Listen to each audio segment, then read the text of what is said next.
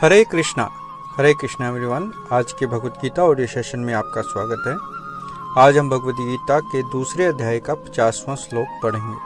तो सबसे पहले मंगलाचरण। ओम नमो भगवते वासुदेवाय। ओम नमो भगवते वासुदेवाय। ओम नमो भगवते वासुदेवाय। ओम अज्ञानं त्रिमन्धस्य ज्ञानञ्जनशलाकया चक्षुरुन्मिलितं येन तस्मै श्रीगुरुवे नमः। नारायणं नमस्कृत्य नरं चैव नरोत्तमं देवीं सरस्वतीं व्यासं ततो जयमुदीरयेत्। नष्टप्रायशव भद्रेषु नित्यं भागवत सेवया भगवती उत्तम श्लोके भक्तिर्भवति नैष्ठिकी। हरे कृष्णा कृष्ण कृष्ण हरे हरे, हरे राम राम राम हरे हरे। जय शिला प्रपात की जय, शिला गुरुदेव की जय, भगवान श्री कृष्ण की जय, कृष्ण बलराम की जय, वृंदावन धाम की जय, टैगोर प्रेमानंदे। हरि हरि बोल। हरे कृष्णा। तो आज का हमारा श्लोक है अध्याय 2 श्लोक संख्या 50।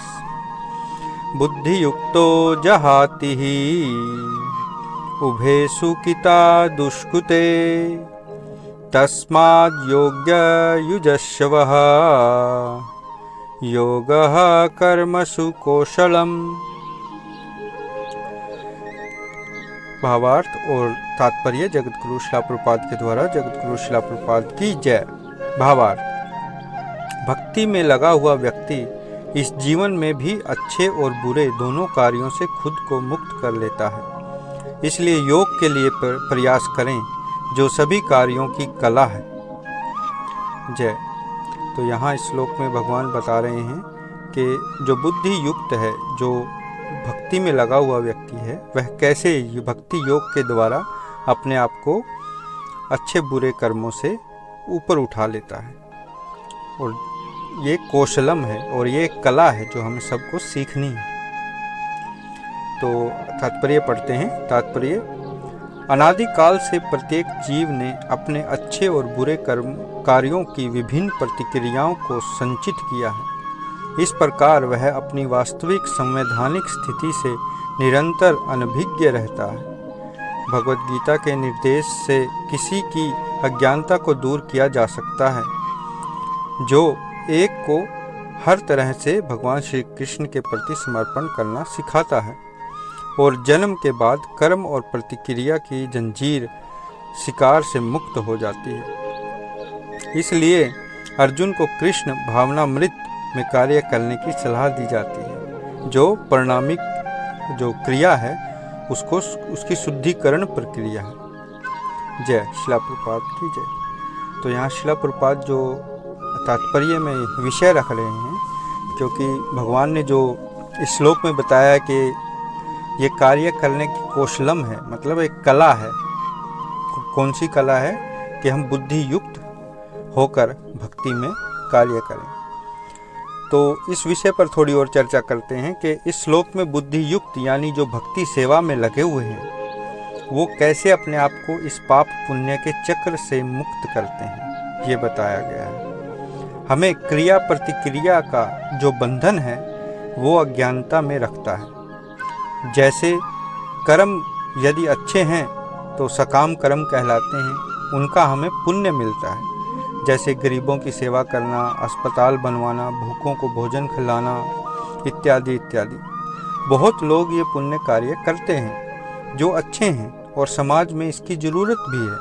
परंतु यदि ये कार्य हम कर्ता होकर करते हैं और पुण्य हेतु करते हैं तो हमें इसका फल प्राप्त करने के लिए दोबारा जन्म लेना पड़ेगा, चाहे मनुष्य योनि में या उच्च लोकों में, जो भौतिक संसार का एक अंग है, जैसे स्वर्गलोक, चंद्रलोक, ब्रह्मलोक आदि आदि। ये तो हुए सकाम कर्म।